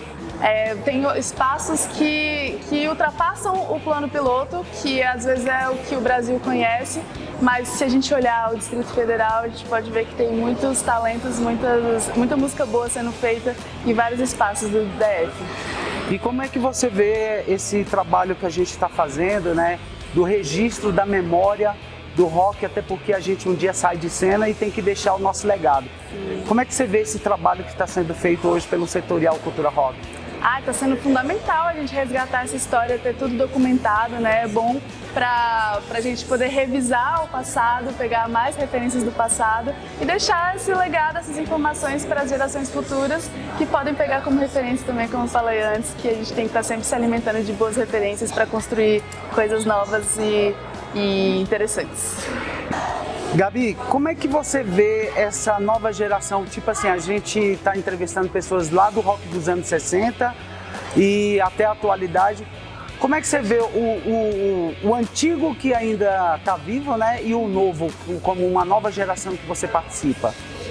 Acho que o antigo é sempre bom a gente olhar como referência, né, para os novos trabalhos. Acho que atualmente ainda temos muitos talentos, sempre tivemos talentos em Brasília. Acho que deve ser alguma coisa na água de Brasília que faz a gente ter tanta gente talentosa aqui. Então eu vejo a minha geração como uma geração com muitos talentos, muito potencial. E agora a gente tem uma diferença das gerações anteriores, que é o streaming, a facilidade de levar a música para outros lugares, de mostrar mais a nossa música, facilidade de colocar na internet. Então eu vejo isso como uma vantagem muito boa de outros artistas se mostrarem seus talentos e também da gente trocar informação e se agregando cada vez mais. A banda tem alguma referência dessa galera musicalmente falando? Sim, a banda tem umas referências nacionais, por exemplo, Kid Abelha, que tem vocalista feminina, né? Pitty, que é uma referência feminina muito forte para a música moderna, do rock moderno do Brasil. Então Pato Fu também é uma das nossas referências, então a gente transita assim pelo rock em uma pegada mais pop e indie. E esse empoderamento feminino dentro do rock and roll, você viu que teve mais abertura ou você ainda percebe dificuldades? Eu vejo que a gente está trabalhando legal para expandir mais a presença das mulheres no cenário, na cena do rock.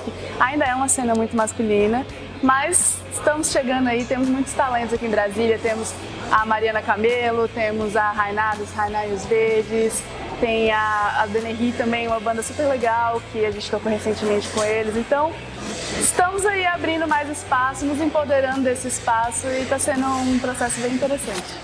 E qual recado você daria para a nova geração, né, para a construção e a continuidade desse legado, desse rock and roll?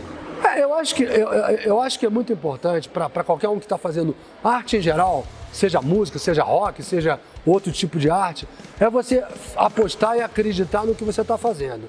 E fazer dentro do seu estilo, dentro daquilo que você acredita. Porque às vezes, alguns artistas, infelizmente, às vezes meio naquela busca por um sucesso, uma coisa, meio que quer repetir fórmula. Se deu certo com fulano, pode dar certo comigo também. E eu acho que não é esse o caminho. Eu acho que se você fizer numa coisa que você acredita, numa coisa que você aposta, que você realmente está na sua essência, já é um caminho, pelo menos, para você conseguir fazer alguma coisa bem feita. Sucesso é uma coisa que não se compra, até se compra, né? Mas assim, não se deve comprar, né? E é uma coisa que você tem que conquistar com esforço, com contatos, né? Porque hoje em dia você tem toda uma estrutura de redes sociais e tudo mais, que se por um lado facilita, coisas que não tinha nesses primórdios aí que eu falei de anos 70, 80 e tudo mais, mas ao mesmo tempo tem muita gente fazendo, né? Então eu sempre falo que hoje é uma selva virtual, né? De disputa de quem vai conseguir se sobressair em relação a outra, porque quem que vai conseguir mais likes, quem que vai conseguir mais curtidas, porque a essência do trabalho não é só a rede social, a essência do trabalho é você conseguir fazer shows, é você conseguir conquistar público, é você conseguir levar a sua música para o maior tipo de público possível, a maior quantidade de público possível. E isso é uma coisa difícil. A gente sabe que aqui em Brasília a gente tem uma dificuldade muito grande para o artista autoral, e não só do rock, de vários gêneros musicais, de poder estar mostrando o seu trabalho nos bares, nos pubs, nos espaços, que infelizmente, por razões comerciais, que a gente entende, mas é complicado de qualquer forma, eles preferem apostar no cover, no tributo, que já traz um tipo de público, o público já vai lá, porque já conhece a banda original, então quer ouvir ali para curtir e tudo mais. Então esse é o grande desafio que a música autoral em geral tem, não só em Brasília. Eu vejo que isso é um problema em várias cidades, vários lugares aqui no país. Mas é um desafio que pode ser que a gente vê aqui em Brasília, que todo final de semana estão acontecendo vários shows, vários eventos, alguns festivais, então é chutar a porta, entendeu? É ir abrindo espaço, a gente tem casas aqui em Brasília que abrem esses espaços para autorais, outras que abrem eventualmente, mas vai chutando porta, bota na praça pública, bota ao ar livre, da maneira que der, se tiver com recursos melhor, monta um palco melhor, se não bota tabladão no chão mesmo e manda ver, cara, porque é isso, eu acho que você tem que apostar na sua criatividade, apostar no seu trabalho, e é claro que todo esse trabalho de redes sociais, eles são necessários também para impulsionar e para chamar mais atenção do público, porque rede social é para o mundo inteiro, não está restrito a só um lugar, uma cidade só. Né? E um grande recado aí você pode dar para a nova geração, né? Como a Ayla também quiser dar um recado. Ayla, fala um pouquinho aí do rock. Fala assim, eu gosto de rock. Vamos fazer um pouquinho da nossa aula de música para as crianças? Como é que é assim, ó? Clá, clé, cli, cló, clu, clu, cló, cli, clé, clá. Pois é, gente, isso aqui é uma das dinâmicas que a gente faz no VMC, que é nossas aulas de música para todas as idades, todas as espécies, todas as galáxias, onde a gente fomenta a inclusão aí de todo mundo e trabalha yoga, tai chi chuan, fonoaudiologia, matemática, português, tudo dentro da 1 hora de aula de música, né? E é isso aí, para a galera nova eu só falo o seguinte, vamos correr atrás mesmo, vamos produzir discos, vamos fazer shows, vamos quebrar essas barreiras aí comunicacionais de todos os sentidos. As ações capacitistas elas precisam ser extirpadas da sociedade. Todo mundo é ser humano, né? Todo mundo tem os mesmos direitos e precisa ser respeitado. Cara, um momento muito marcante na minha vida, dentro do rock, mas eu vou falar eu como artista, como um todo. Como eu falei, eu fui criado numa família, né, sem pai, uma mãe semi-analfabeta, e que cultura para ela, falar de teatro, falar de música era coisa de vagabundo, né? E eu me emociono às vezes quando eu vou falar em 2 situações. Primeiro, quando eu tive a minha primeira banda lá, que foi o Orelha Seca, né, que foi a primeira, depois a gente teve os Canalhas também. A minha mãe, ela me criticava, falava que se eu botasse um moicano, eu ia ser expulso de casa. Então o que eu fiz? Eu peguei, deixei meu cabelo crescer e ela fez um moicano com uma trança. Com o meu cabelo, ela fez aquela trança raiz, né? E isso eu fui apresentar num colégio chamado Centro de Ensino Médio 304 de Samambaia. Minha mãe, apesar de toda a ignorância, né, que a gente fala culturalmente falando, ela teve o cuidado de cuidar do meu cabelo para eu me apresentar. E ela foi lá me assistir no show. Isso foi muito bacana e ela se emocionou. E num segundo momento, eu começo a fazer teatro ali em 1997 e Aí eu sempre pegando as minhas roupinhas ali de ensaio e pegando o metrô, que era de graça, e eu ia da estação Asa Sul até 505 Sul de pé, porque eu não tinha dinheiro para pagar passagem, eu tinha só para voltar e mal para lanchar. Então o metrô fechava cedo, eu tinha que garantir a passagem pelo menos de volta. E um dia minha mãe pegou e falou que aquilo era coisa de vagabundo. Artista, essa coisa de artista era para rico ou um cara que era vagabundo que não queria nada com a vida. Aí eu fui fazer uma apresentação lá no Teatro Nacional, na Vila Lobos, e o nome da peça era até Paixão Proibida, isso foi em 1999. E a minha mãe, com toda a crítica dela, mas no dia que eu fui fazer a minha estreia, quem estava sentada na primeira cadeira era a minha mãe, me prestigiando. Então assim, é triste, mas é gratificante saber que eu lutei, conquistei esse meu espaço. E muitas das vezes a gente deixa de fazer aquela arte por um determinado falta de incentivo ou por uma certa preguiça que a gente cria em nós mesmos, né? Mas se for falar de momentos engraçados, cara, já lavei carreira de skinhead, já, sei lá, foi muita bebedeira, rock and roll, mas sempre buscando estar interagido de uma forma compacta dentro do processo construtivo do rock and roll, né? Inclusive falando um pouco mais do Samamba Rock, em 2019 a gente até fez uma edição Samamba Rock chamado Rock é Patrimônio. Então olha só, a gente já tem carregando isso há um bom tempo, essa história, que a gente pretende que isso seja contínuo e que outras pessoas dê continuidade, seja o meu filho, seja o filho de vocês. Eu até falo um pouco sobre a minha comunidade. Samambaia, por exemplo, se eu não tivesse trabalhado na SUPAC, eu não saberia que ali em Samambaia teve uma civilização de 12 mil anos atrás. E hoje nós temos 5 mil peças extraídas de 2 sítios arqueológicos dali da área JK, né, que se encontram na Universidade Católica de Goiânia. Ou seja, 5 mil peças de 12 mil anos atrás. Ou seja, isso é a história da comunidade que eu moro hoje, né? Que é a Samambaia, que todo mundo acha que é uma cidade nova. Não, ela é nova para essa nova geração, mas teve outras gerações que se passaram lá. E assim, o rock and roll é isso. Outras gerações vão passando. Hoje eu estou aqui, amanhã eu saio de cena e alguém vai continuar dando sequência a essa história.